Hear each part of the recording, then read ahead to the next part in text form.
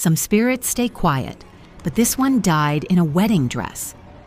And she came back for the children of the family who wronged her. Allison returns to her childhood home with her husband Richard and their young son, Seth. She just received heartbreaking news. Her father was found dead. Now she has no family left, only memories. The house feels heavy. Old photos, old rooms, old echoes. And then the nightmares begin again. For as long as she can remember, Allison has been haunted by the same woman, a silent figure in a wedding dress, watching her from the foot of her bed. Tonight, she appears again, frozen, staring, reaching, until Richard shakes Allison awake. When Richard leaves for work, Allison tries cleaning to distract herself, but strange things keep pulling her back into childhood memories. A spinning top, a locked room under the stairs, and a moment she nearly suffocated as a child. Her father had once told her it was an accident caused by her mother's weakened mental state, but now Allison begins doubting everything she thought she knew. When Richard announces he must travel for a work training, Allison begs him not to go. She's scared. Something feels wrong in the house. He leaves anyway. That night, Allison wakes up paralyzed, watching the woman in the wedding dress lean over Seth's crib. She forces herself awake just in time. Shaking, she calls Richard, but he thinks she's just exhausted and tells her to rest. Then she hears footsteps in the attic.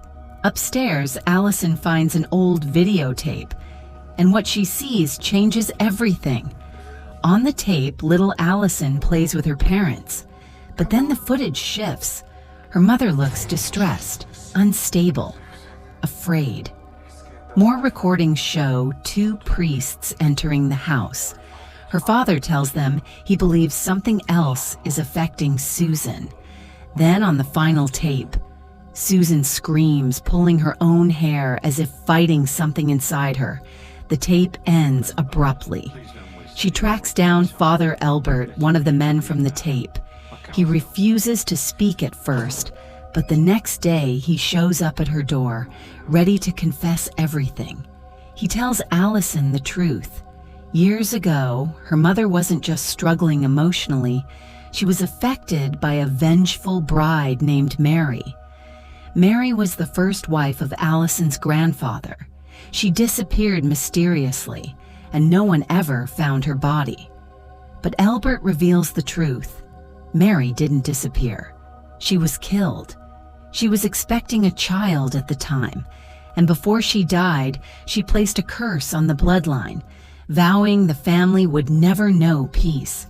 Every strange incident in the house, every nightmare Allison had as a child, all of it traces back to Mary, and now Mary wants something. Seth. Don't cry. That same night, the haunting intensifies.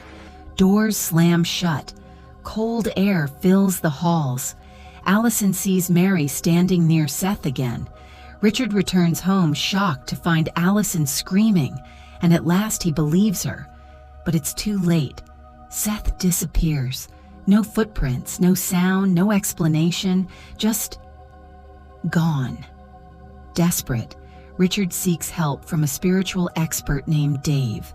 He walks through the house and senses something old, powerful, angry. With Allison, he performs a ritual to understand what Mary wants. When Dave's mind crosses into the spirit world, he sees it. Mary pushing a small stroller. But inside lies an unborn child who never had a chance to live. Her rage is not just about her death. She lost her baby too. Dave explains the only way to stop Mary is to find her hidden grave and give her a proper burial. But they don't know where the body is. So Dave performs a final dangerous ritual, one that lets Allison enter the spirit realm herself. Inside that realm, Allison sees the truth unfold. Her grandfather found Mary with another man. When she admitted the baby wasn't his, he snapped and ended her life. Mary's final words were a curse. From that moment, every generation suffered, including Allison's mother, her grandfather, and now her son. Allison searches through the spirit world until she finds Seth near Mary's hidden grave. But just as she grabs him, Mary appears. A scream, a flash, and Allison jolts back into the real world, empty-handed. She sobs, believing she lost him forever. Then Richard runs in. Seth is back, safe in his crib, as if he never vanished at all. Days later, things seem calm again. They're packing to move out. Dave comes to say goodbye, but something isn't right. His protective charm suddenly turns pitch black. Then Allison appears behind him. Dave collapses. Richard rushes inside and finds Dave dead, and Seth gone again. A faint cry echoes from the attic. Richard races upstairs and finds Seth lifeless. Behind him stands Allison, but her eyes are empty. Richard realizes the truth. Mary didn't leave. She simply moved into a new body. Allison is gone. Mary is in control. And in that final moment, Mary ends Richard's life. Then ends Allison's life too, completing the curse she swore generations ago. End.